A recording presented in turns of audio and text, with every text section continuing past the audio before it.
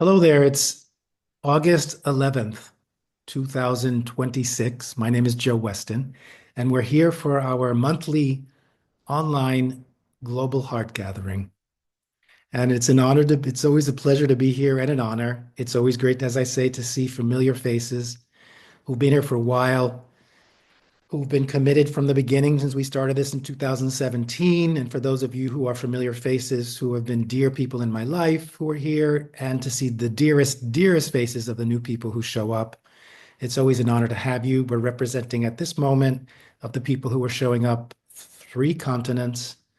And might be more people who are joining us who aren't on the World Wide Web with us, but are holding space in their hearts with us.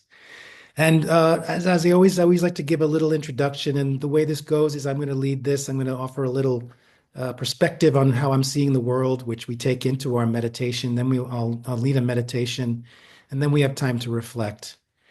And what I always say that we're here to do is to look at the world system. I look at the world as if it's a global heart, and that and I say this at the very beginning of my book, Fierce Civility, that if we look at the world system like a global heart, if it was healthy, like a normal, like a heart, like the heart in a human body or a mammal's body, that if it's healthy, it's pumping in a good rhythm, and it's spreading nutrients to all parts of the body equally, and it's receiving the toxins from all parts of the body equally and helping it to release from the system. And there's a balance in that. There's a flow in that. And as you know, for those of you who have been here, our definition of resilience is presence, awareness, balance, and flow. If we can find our way to move through the world in that way, we will be able to meet the challenges with grace, with skill, without burning ourselves out or harming ourselves or harming others. So imagine this heart if you notice, the operative word there was equally. And if you look at our world system as a global heart, it's not healthy. It is not distributing the nutrients equally to all parts of the heart of the global system. It is not finding a way to release the toxins that we're holding on to. And that's not good or bad. For those of you who know me, I try not to present from judgment, from assessment. It's from the assessment that we can look at the situation. By looking at the situation, we can recognize the core causes of the situation. And by identifying the causes, we can work on eliminating the causes, and then the problem goes away. That's from working for years with engineers at NASA and other places, but also, excuse me, but also from my Buddhist practices, that this idea of everything you can trace back to causes and conditions. So the global heart is not well. Why is it not well? Because I would say it's feeding on a diet that is technologically overfed and spiritually malnourished. Again, not good or bad. It's simply not a healthy diet, focusing on one and not the other. What's the remedy? A balanced diet. And since we're so good in focusing on the technological nourishment, and we see that in so much focus at this moment on AI and where it's going, and technology and profit and statistics and data, which is all very much, I would say, technological or heady nourishment. If we just need to find a way to increase our spiritual nourishment, which has to do with humanity, with the heart, with understanding that our choices that we can make can involve technological consequences and acumen, but at the same time could also consider that how is that affecting the planet itself, nature? How is it affecting human beings? How is it affecting all beings? And for me, I would say because the global heart is not well, it's in a state of anxiety. It's in a state of transition. We're in, as I say all the time, the bad news is that we're moving through a time where the world system as we know it is crumbling. The good news is that the world systems as we know them are crumbling, which is creating within us a fight, flight, freeze response personally, in a community way, and globally. So our work is to realize that we're in this state of transition. We're in the liminal. And as many of you here know from your brilliant practices and gifts that you share with the world, it's in the liminal that magic happens. It's in the liminal that new solutions emerge that haven't even been thought of yet. If we're going to just use logic and reason to find solutions to our world problems, that may take us 1,000 years. But if we can find a way to train ourselves to be in the uncomfortable and the friction without falling into the fight, flight, freeze response, and still staying grounded in our hearts, and still staying engaged, new solutions will emerge because they are emerging. The planet is already seeing signs of the new, as we're seeing signs of the old dying away. And the practice we do here is, as I say, is always to cultivate resilience and fierce compassion so that we are like doulas or midwives to help in this transition, that we stand firm. We're in it, but not of it. We can still maintain a certain level of objectivity while we're still passionate and having compassion for what's happening. And we try to rise above the noise. So that's generally what we're here to do and what we've been doing for many years, and that we do that together as a community. We support each other. We share each other when we're feeling challenged. We celebrate each other when we see successes.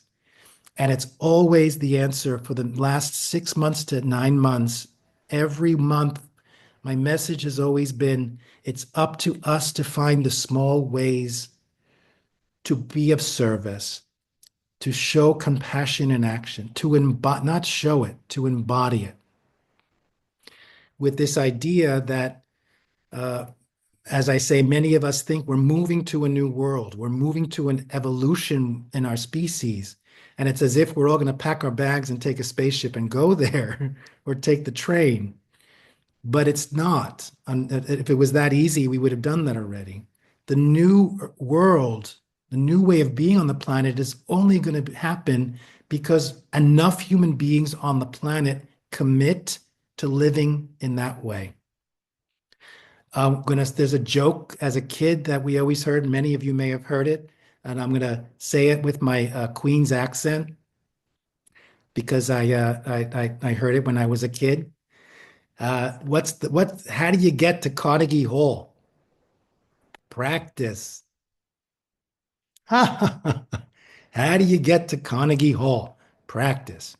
And the reason why I bring that up is because if you think of it this way, many of us are thinking, I'll be my best self when the new world shows up.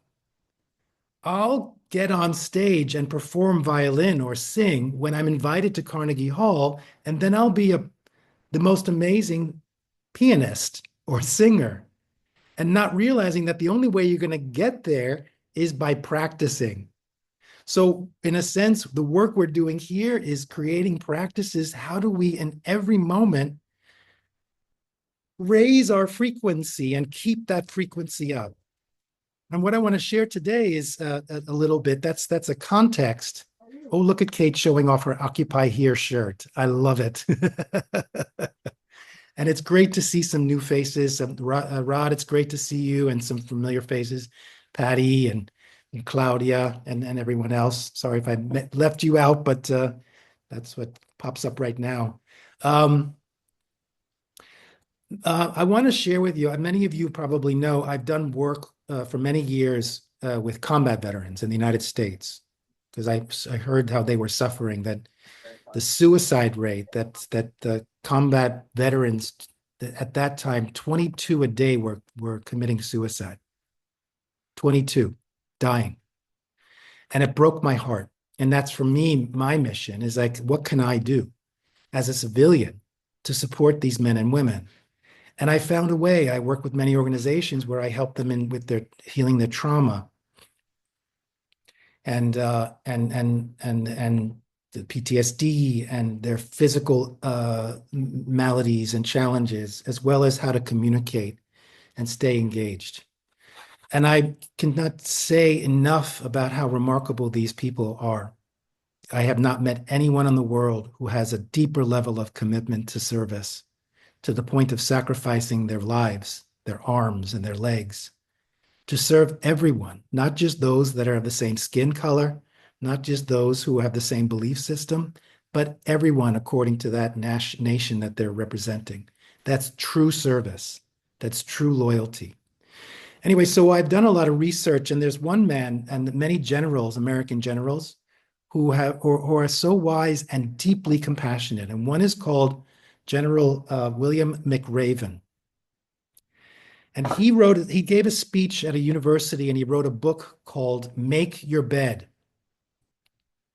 And it was so profound. And basically his motto is, if you want to change the world, you have to make your bed. And why do I find that important? He says, that's the first thing to do. If you can't make your bed, how do you think you're going to change the world?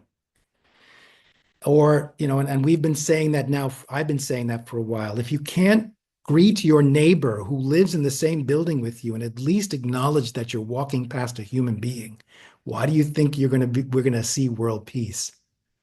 So I bring that up because, and I took that to heart. I'm someone who makes my bed. Are there other people here who make their beds? Okay. And if you don't, it's okay. I still love you. And we still love you because I've got other things that I might not want to say out so loud. But it's important to me. Why is that important to me? That for me was my measure of my state of being. I've had some really rough times in my life where I have felt like hopeless. I don't know where things are going. I feel very alone, very lonely and isolated. And in those times, I made a commitment to at least make my bed. And that got me through the day. And these were deep, deep times. I may have not liked the behavior I had in other ways, but I committed to making my bed. And that became like, there's an expression in English, the red line. That became my bottom line. That if I stopped making my bed, I knew I was really in trouble.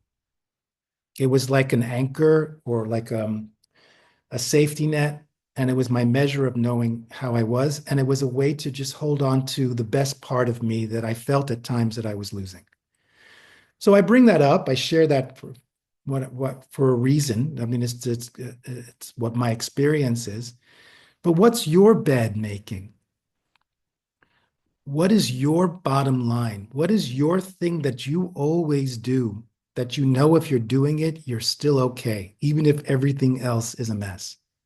And just think about that for a moment. Let that swim around in your heart. It could be a number of things. It could be a feeling. It doesn't have to be an actual activity. But I bring it up because I'm going back to this idea of what is our task at this moment on the planet? And I find, what I say about the world system, I say this all the time, the world system is doing a great job of keeping us dysregulated in a fight, flight, freeze response with our hearts shut down, so not at our best, and disconnected and isolated so that we're not making alliances. It's a very clever ploy. It's cheap. And it's mostly done on the internet and through world events, that as soon as there might be some level of regulation in a system, there's a disaster of some kind that just throws us off again. And as long as we are dysregulated and isolated, we're not going to be strong enough to stand up to this world system to make change happen. I'm not saying it's that black and white or that concrete, but it is just something to think about. I bring this up to connect that with the making of the bed, because what I'm finding and I'm seeing mostly on the internet is that the world system is doing a good job of pulling us down to its frequency by the level of animosity and aggression and anger and othering and cancel culture, ways we're just taking each other down on the internet and in the media, in our politics, in how we're even walking to the supermarket. And again, I'm not saying it's good or bad. I'm simply saying if it's our task to help raise our frequency to usher in this new sense of who we can be as a species, then we have to consider in what ways are we being pulled down to this frequency, and what are we going to do about it? I heard recently that it blew my mind, and I'm curious what your response is going to be. You all know the like feature? Yes? Of course, we all know the like feature. Well, let me tell you, let me make sure I get the like feature didn't come into existence until the 2nd of February, 2009. The like feature has only been in existence for 17 years. For me, it feels like it's always been here since like the Middle Ages or something. It's become such a part of our lives that in 17 years, it has shaped who we are. It has shaped our discourse. I would even be so bold to say that if you think about the like feature and what it has done to young people, the level of body dysmorphia and eating disorders of young girls and boys because of the like feature, of how we're monitorizing whether we're liked or not, the power we have over strangers by whether we like or not. It seems small, but I bring this up to say that in 17 years, we have habituated to this. And what would it be? And do you even remember what it's like to live life without the like feature? And I want to bring this in for what I'm trying to bring in for us here is that what the practice we're doing here is about habituation. We're trying to raise our frequency. And the reason why the like feature works is because, of course, there's a reward at the end. I mean, I see how I'm trained by it. I see how I'm constantly looking to see if I post something, how many likes did I get? How many likes do I get? How on some level my self-worth is based on that. And for so many people, I can't help myself. I shouldn't speak for all of us. I'm in the game. I'm basically being pulled down to that frequency. And in what other ways are we being pulled down to this frequency in that sense? And what can we do to constantly raise our frequency? And that's what this practice is, and that's what our community is. And I bring this in from, for instance, I want to bring in today a way of looking at this. What can we do to raise our frequency? In a sense, it's mind training. That's what Buddhism is, not brainwashing, but Buddhism is, in essence, a psychological teaching that teaches us to train the mind from self-centeredness and anger towards compassion and generosity, for instance. We habituate, we train ourselves to shift from that mindset to another. And in a sense, a lot of the Buddhist teachings and a lot of what we're doing here also is about that. What the practice we do is we're trying to soften the rigidity of how we label people, loved one, stranger, and adversary, and the reactivity that comes from that, so that we remember truly, we feel an experience of what we're also training our minds to go from this idea of separation to oneness. And in oneness, we already know that we are already enlightened beings. All of us. There isn't a single being that you can exclude from that if we're all one. That's the crazy thing about oneness. You can't choose who's in your oneness package. Everyone's in your oneness package, whether you like it or not. And that's our work.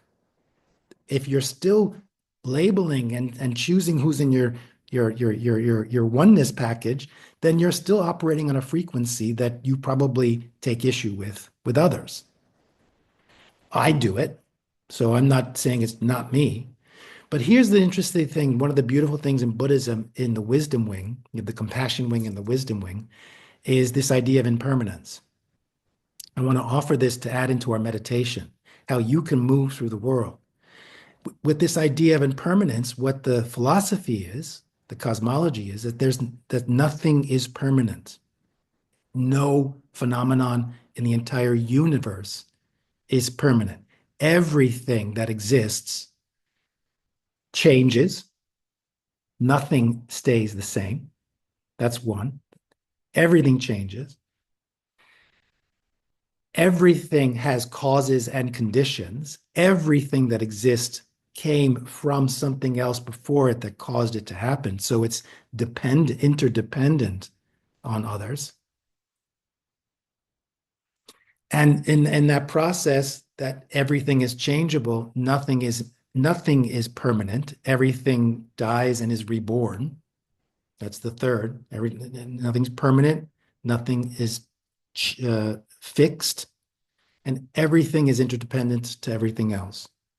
When you think about that we are impermanent, you are impermanent, your next door neighbor is impermanent, the bee is impermanent, one of your adversaries, one of the people that you get triggered by, is also impermanent. What that does is it opens up this idea of, since everything is impermanent, anything is possible.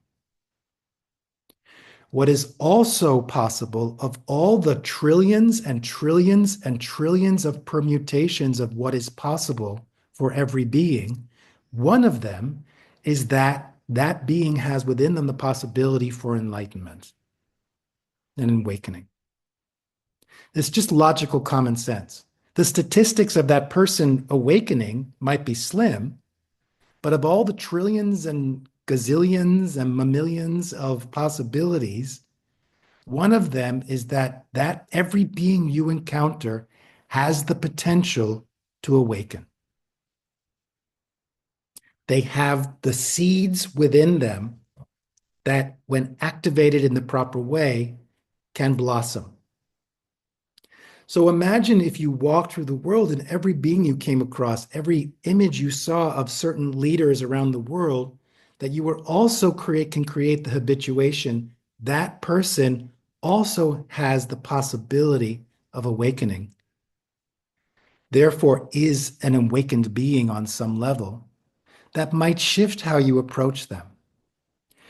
That certainly might shift how you approach them, but what it would certainly do is raise your frequency about how you are engaging with other beings in the world. Not from the place of they're deficient, they're evil, but from the place of they have the possibility for awakening. So take a breath and just let that sit in you for a moment. I'm going to lead us through the practice now to incorporate this, and then afterwards we'll take some time to reflect. Yes? So for those who are new, this practice, there's no right way to do this or wrong way to do this. There's different steps. I'll lead you through it. It's about finding your way. And as I said, it's about cultivating fierce compassion and resilience. So I invite you to sit in a way where your spine is erect, straight, without being rigid, so that you can have the most balance and flow in your body, since that's what we're striving towards. You can start with your position. I call this power sit, to sit in a way where your spine is straight, creating space between your vertebrae, your jaw is relaxed, your shoulders are relaxed, your belly is relaxed. If it feels safe for you, close your eyes. If it doesn't feel safe for you to close your eyes, just keep your eyes open, down towards like a 45-degree angle towards the ground. Slightly open.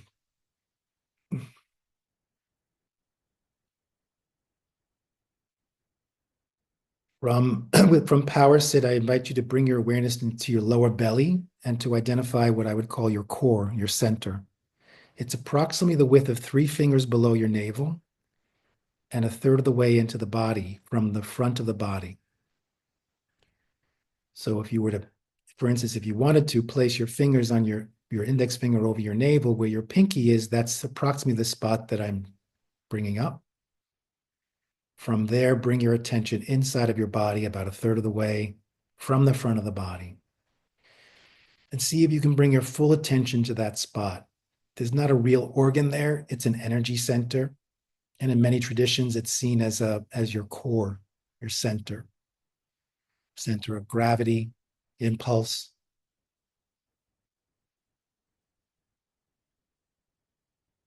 And I would say this is where your personal power resides.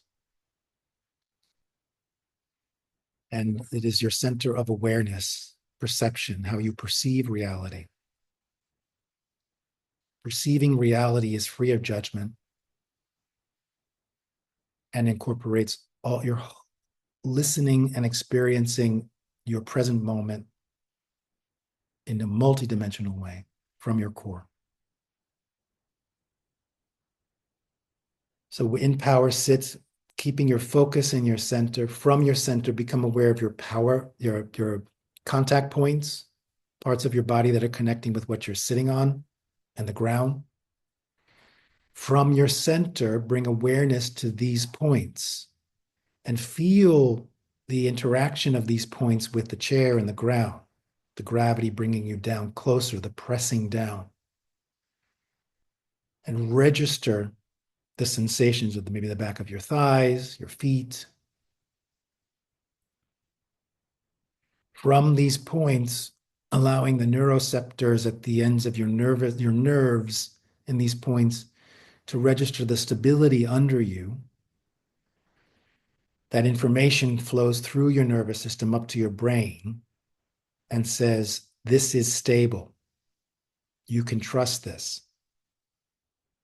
And then your brain starts activating the appropriate hormones to help you drop in so that you can be held. So let yourself be held. Maybe seeing the ground under you as a representation of Mother Earth and the land under you, honoring the land under you, the beings that have walked on this land, that have stewarded this land, taken care of it for millions of years.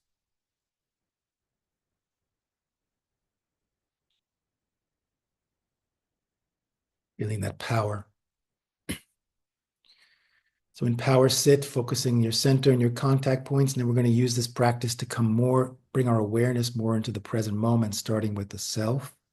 So from your center, become aware of your physical body. No need to think about it, no need to do anything. Simply listen, observe, perceive. Let the body speak to you, learn its vocabulary. What information does it have for you in this moment?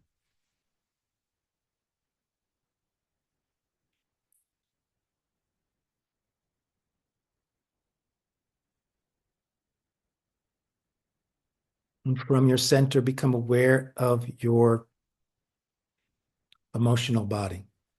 What emotions are you present to? Maybe hundreds flowing through you. Which ones seem to be getting the most attention or the loudest or on the surface? And without judgment, simply allow them to be there and flow. It's information.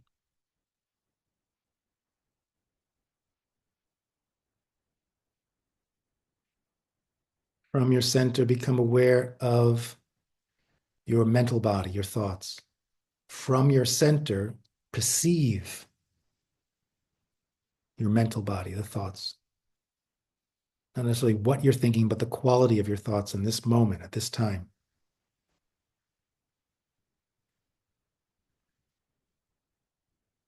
Observe.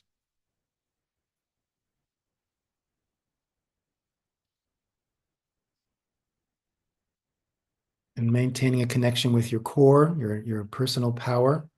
Now bring awareness to the middle of your chest where your heart power resides.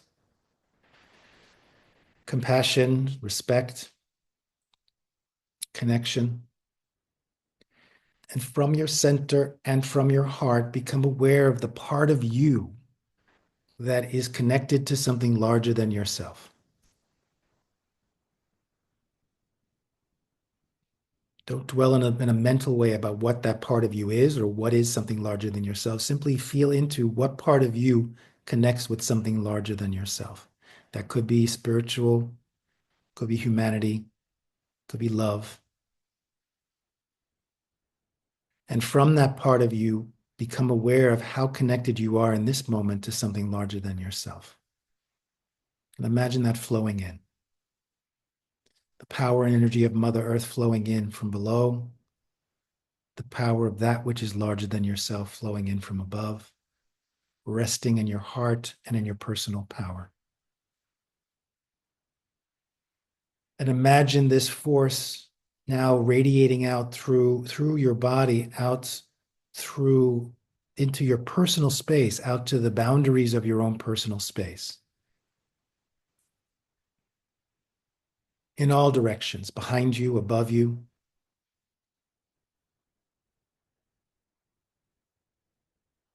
Feel that energy, feel the experience of that in your heart and in your core. Now imagine the practice you've done so far activates in your heart that part of you that has the potential for awakening. And whatever awakening means to you, it could be your best self, your highest self, the best human being on this planet you can be, with love and wisdom and compassion. That like a seed pops open and is awakened. And with that awareness of yourself in this present moment, from your center and from your heart, take a full breath in through your nose, out through your bed. Maintaining this sense of who you are and the present moment as we now expand our awareness and we cultivate more resilience in our hearts. So from your center and from your heart, staying connected to yourself, become aware of your surroundings without looking. Stretching now outside of your personal boundaries, filling your space with your awareness. If you're outdoors, just really feeling that, just sensing in all directions, above you, behind you, the smells, the sounds, the light, the temperature. And how are your surroundings influencing you at this moment? Are you in relationship with your surroundings? And are your surroundings in relationship with you? Allowing energy to flow and emotions to flow. And with this awareness of self and surroundings from your center and from your heart, take a full breath in through your nose, out through your mouth. Now expanding on your awareness, staying connected to yourself and your surroundings, and now from your center and from your heart, become aware of those who are joining you in this meditation today, in this meditation circle. Imagining that you can, however you want to do it, with images on the screen, whether you want to see everyone in a circle, but with all of us on the World Wide Web in heart resonance with each other, in North America, in Europe, in India, and other parts of the world. From your center and from your heart, connecting with those in this meditation circle. Just seeing how your presence and awareness might be influencing those in this meditation circle and how theirs might be influencing you. How does it influence your level of open-heartedness? And just imagine now, with the deep desire in your heart for compassion in action, that the awakened flame in your heart that you've just awakened actually activates the hearts of everyone in this circle. Spontaneously, without any effort. Simply because of the desire to want to do that. To not basically saying, my humanity, my potential for enlightenment or awakening honors your humanity and your capacity for awakening. My capacity honors your capacity, humanity. And see the result. And with that awareness, take a deep breath in through your nose, out through your mouth. And we're expanding our heart muscle to be able to hold more beings in the heart. So hold this and only work to your capacity of how much you can hold in this moment. Because as you hold on to yourself, your surroundings, and those in this meditation circle, now bring your awareness and open your heart to all human beings, beginning with those human beings you would label loved ones. And who arises in your heart? What faces show up? What groups of people show up? How many loved ones can you hold in your heart right now without burning yourself out? And the practice is to see with every time you practice this that you can bring more beings into your heart without burning out and still holding them equally with love and compassion. So as you stand or sit face to face with all of your loved ones, still holding on to the connection made with those in this meditation circle, imagine again with just the deepest, purest desire that the humanity in your heart ignites the humanity in their hearts. As you see in some way, maybe a flame light up in their hearts center.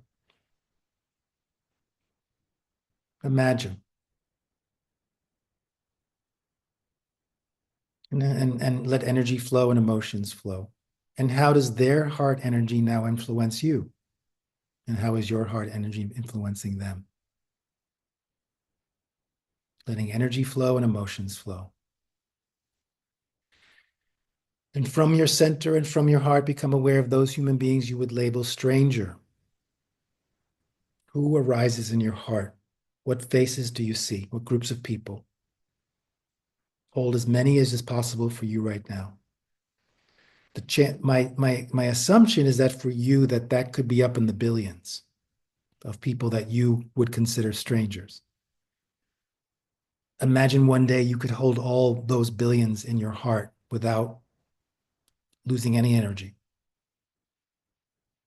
But with these strangers, whether you've seen them on the news or their neighbors or in the supermarket, hold them in your heart. And again, as you engage with them, just the deepest desire that how the humanity in your heart awakens the humanity in their hearts. As their hearts are ignited, notice the effect that has on them. And how does their ignited hearts impact you?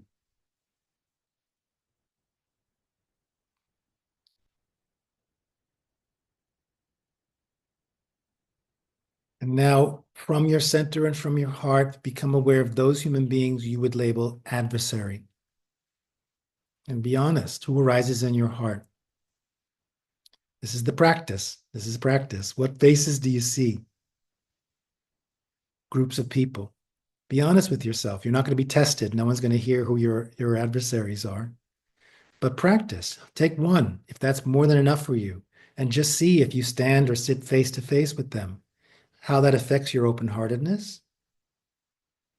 And is it also possible with this person to consider that even within them, of all the permutations of who they can be in impermanence, they can also be an awakened being? And imagine your humanity, whether they like it or not, ignites theirs.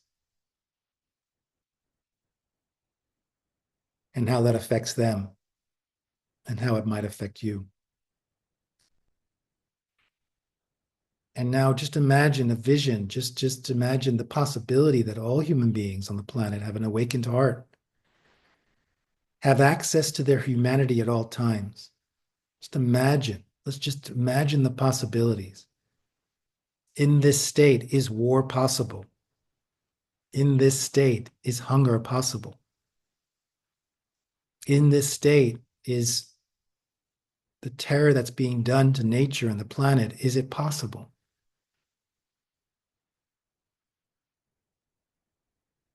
And if the answer is no, it's not possible, then imagine a world where there is no war. There is a healthy environment, nature. There's no hunger. And hold that vision in your heart. And how that not only radiates out to human beings, but radiates out to all beings and to Mother Earth herself. And feel that in your body, feel that in your heart, feel that in your core.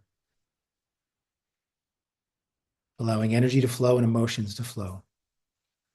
And as a way to anchor that for you, from your center and from your heart, take a deep, deep, deep full breath in through your nose and out through your mouth. And take this possibility with you as you now bring all human beings back into your heart.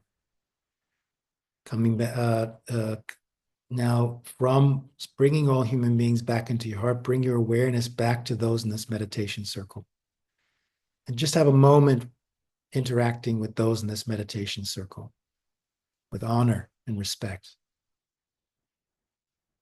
Bring all those in this meditation circle back into your heart as you bring your awareness back to your surroundings, honoring your surroundings, filling your surroundings with this new vision, or with this vision, allowing the surroundings to flow into your heart as you bring your awareness back to yourself. And with a commitment to see if every day, if it's possible to create the habits, like making your bed every day, to awaken your own heart.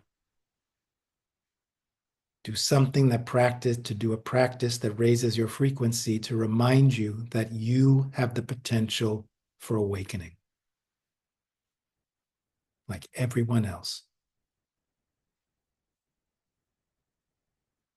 And as a way to close this practice, let the benefits of this practice now seep into every cell of your body, igniting and awakening every cell of your body, seeping into your organs as a way to feed your organs and nurture your organs. Areas where it may need a little bit of more light, let them flow to those parts of your body easily. Let it flow into your nervous system as a way to remember this. Neuroplasticity. And as a way to close this practice, let's all take a final deep breath in through your nose and out through your mouth. And this is an important moment. Very slowly open your eyes and you want to take this practice into the world. You want to walk it into the world. So connect your whole experience and who you are now, physically, emotionally, mentally, and spiritually, with your surroundings and your world. Stretch your body, shake your body.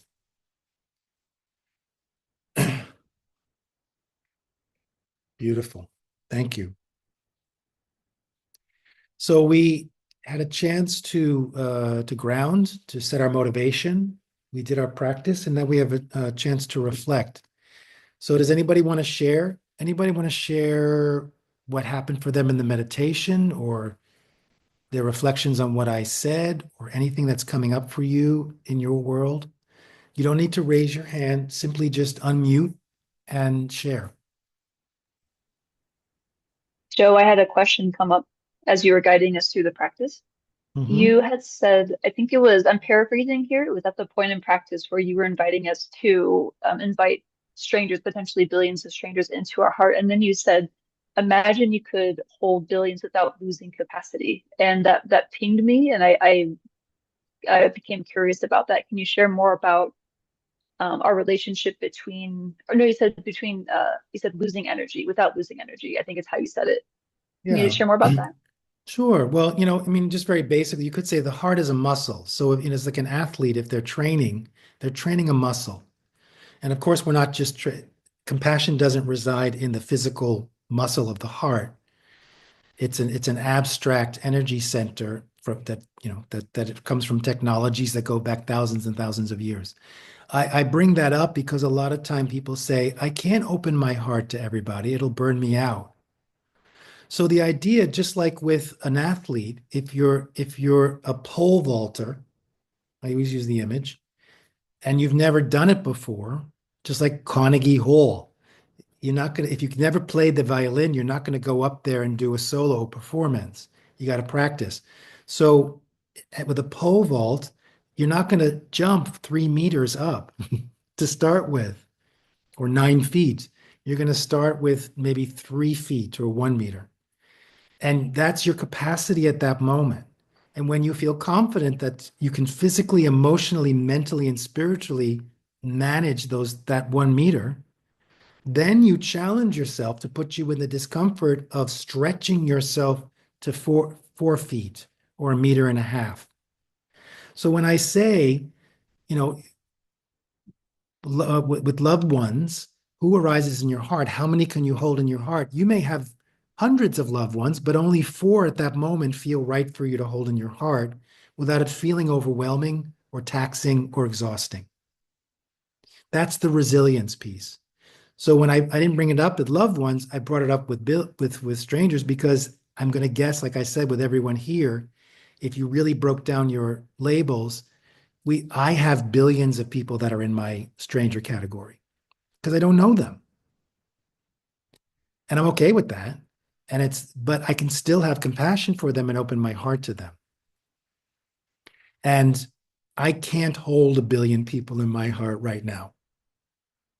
Maybe there have been moments in spiritual practice or ceremony where I've been able to do that.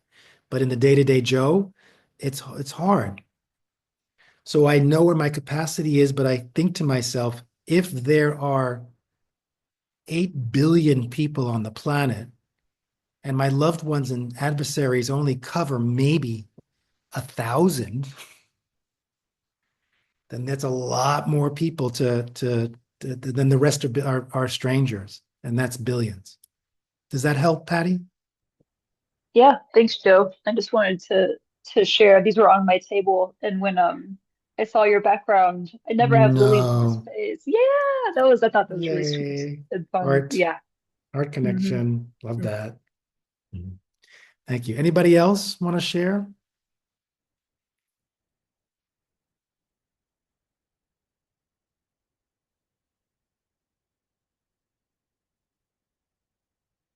What's on your heart?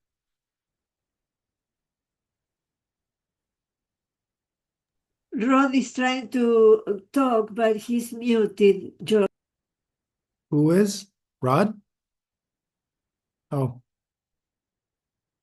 did you want to say something, Rod? You're muted. You're muted. Okay. Rather than the thought of even trying to hold billions in the heart, I like to get into the space where I only have to hold one, the one that we all are. Yeah. Thank you, wise man. That it's our practice. We each have our own individual practice. Again, for me, it's making my bed in terms of what my bottom, you have a different thing. It may not be making bed.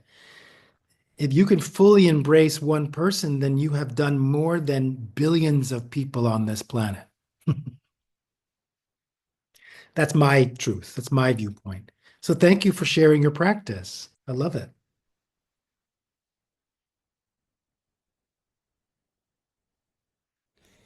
The meditation was really lovely. I just felt very present and following all your words and that place in my center.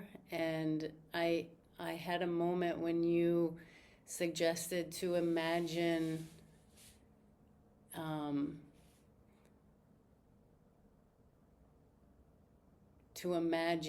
a place of peace, a world where there's no hunger and there's no war. And for a moment, I felt, I felt the feeling that there's that place in everyone that desires that. Of course, my mind did come in and then be like, well, no, that's not true.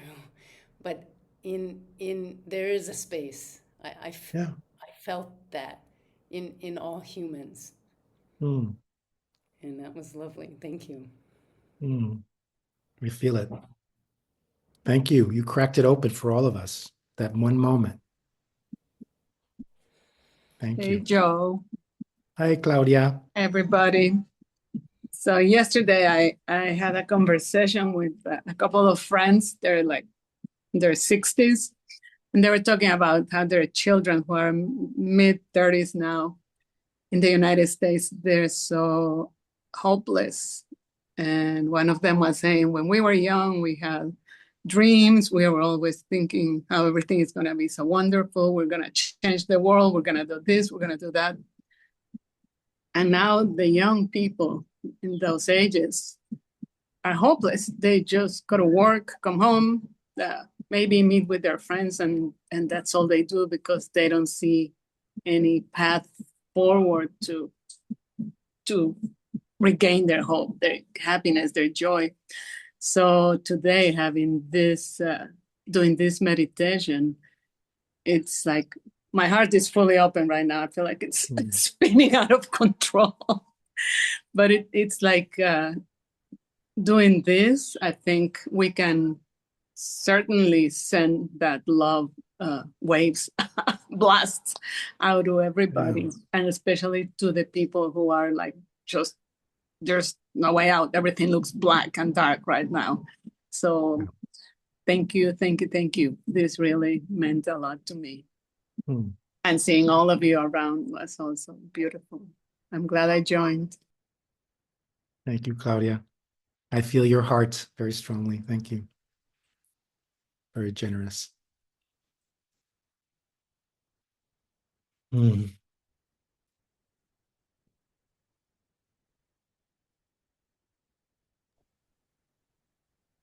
So I just want to say that this morning when I woke up, grateful for another day and setting my intention to be of good, of the highest service for everyone, including myself, the first thing that came to mind was set a reminder so you don't forget Joe's meditation at noon. So I did, and I made it today. And I'm so happy to be here because each time, and I think for me, it feels slightly different each time because the actual group that's on the call is a little bit different. But today, thinking about the billions, I'm going with we're all one. We're all part of the one. And that's the first time that I've actually appropriated that. So that, to me, that's a pretty profound. If I want to dissect it, I definitely can. I can put people in little groups. But once I get past that, there's the actual peace in my heart. And that's really what I strive for all the time. So thank you, Joe, and everybody that's here. Thank you, Kate. Thank you. And that's it. That's the mind training, right? It's just a practice. You know, I've been thinking a lot. Tia made a comment a couple of months ago, and I don't know if you got a chance to listen to the next Global Heart, Tia, but it was in response to your question. But this idea of why do we hold on to this idea of loved one, stranger, and adversary? And what came to me based on what you just said, Kate, is that there are many ways to examine the same thing. And the image I got was of a prism, that a white beam of light goes through a prism and then the refracted colors come out on the other side. So you're still looking at the same light, but one way to look at it is it's all one beam of light. Another way to look at it is that that same beam of light is also a series of frequencies and colors.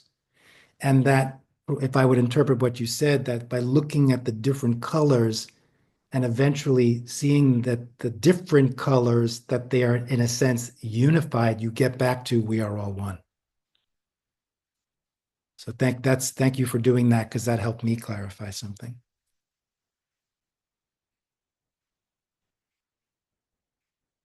You guys are great. You really are remarkable. I'm blessed. I'm Anyone not sure else? how this fits, Joe, but I've been musing over the last 3 days in the way sort of everybody speaks about the world situation. It makes it sound as if we're going through something special to us. And there certainly are certain things globally that are more intense. But it's made me wonder if thinking that we're so special in this weird way is part of the problem. That maybe not the extent of climate change, and certainly not overpopulation and things like that, but that the stress that you speak about. This has certainly happened before. And I think that the difference is in the way that we can see it everywhere. I think that's, our means of communication allow it to be reflected back to us a zillion times a day.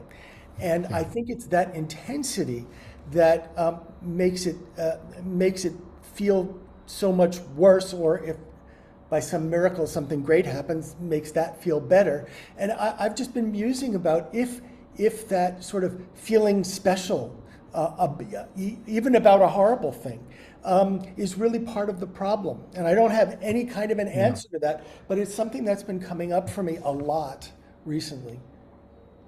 I love that, Larry. Thank you. There's a lot of wisdom in that. That's part of the self-importance, right?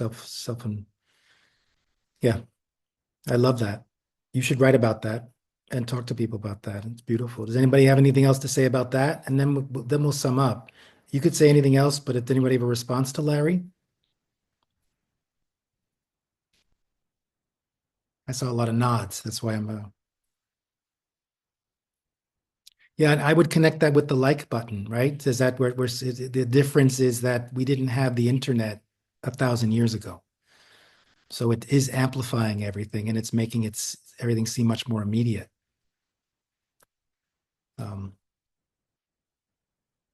Yeah. Any other last reflections?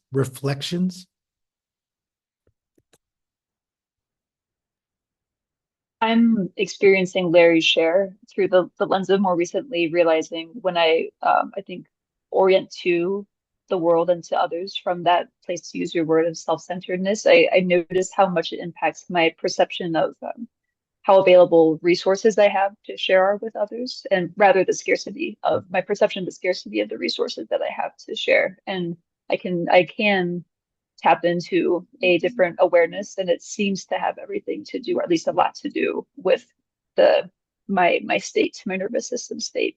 And it's almost like clockwork when I orient to the possibility of a greater ability to share resources with others. It's because I had a deeper state change that preceded it. That's what I've been noticing just the last couple of days. So Larry, that you're sharing helped really bring that into sharper relief for me. So thank you for sharing, and thank you, everyone. Thank you. Okay, so we're going to sum up. We'll do a dedication, but I want to make some announcements. First of all, as I always say, there's remarkable people who show up for this, doing remarkable things. Grace, I don't know if you want to put a link to your global heart meditation that you do weekly. You might want to put that you might want to check that out. Unfortunately for me, it's at 10 at night, and I'm usually asleep by then, so it's tough, but I might make an exception at some point. But Grace does one every week. Her own, a global heart meditation. I'm sending the links to what I'm up with to. I always send a link for a donation. I don't ask for it up front, but if you want to make a donation, if this impacted you, please feel free to do so. The money goes to the 𝗵𝗶 Project, which is a nonprofit that promotes this kind of work, heart walks and supportive communities. And there's a link to get on our newsletter for upcoming events, for our YouTube channel. So if you miss one of these Global Hearts, there are like 1 million, and I'm not exaggerating, Global Hearts from the last how many years on there that you can watch. And if you miss one, you can watch it there. The link to my TEDx talk, A Cure for Chronic Niceness, purchasing books, some of my books, and if you want a T-shirt like Kate has on, Occupy Here T-shirt, there's a link for that. And we're here every Tuesday, second Tuesday of the month.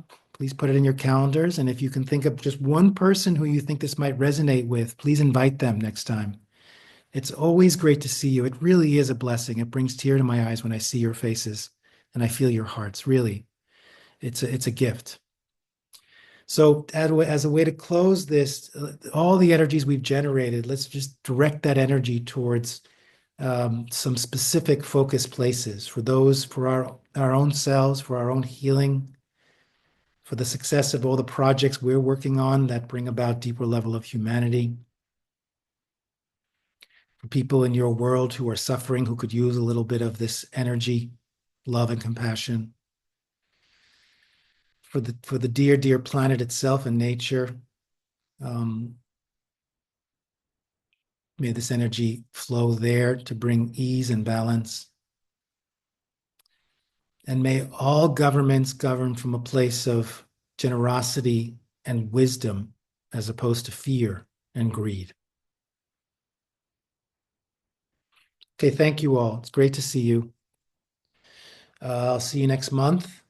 And feel free to get in touch if you have any questions or any comments.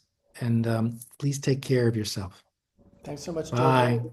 Thanks, Joe. Bye, everybody. Thank